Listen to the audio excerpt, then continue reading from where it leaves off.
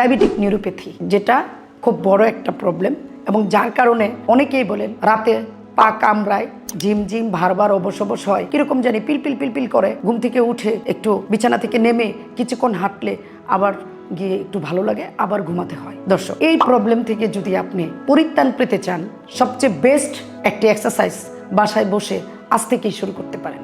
বিছানায় কাত হয়ে শুয়ে আমরা হাঁটুটাকে বুক বরাবর ভাঁজ করব। ঠিক এই অবস্থায় ধরে রেখে পাটাকে সোজা করব, আবার ভাঁজ করব, আবার সোজা করব, আবার ভাঁজ করব, আগের অবস্থানে নিয়ে যাব। এখন আবার আমি হাঁটুটাকে ভাঁজ করে বুকের দিকে পুরো না নিয়ে অল্প ভাঁজ করব। এখন আবার পাটাকে সোজা করব, ভাঁজ করব, আবার সোজা করব, ভাঁজ করব, দেন আগের অবস্থায় যাব। এখন আমি হাঁটুটাকে সোজা করে উপরের দিকে উঠাবো এবং এই অবস্থায় পাটা ভাঁজ করব, সোজা করব, ভাঁজ করব, সোজা করব এবং আগের অবস্থায় ফিরে যাব।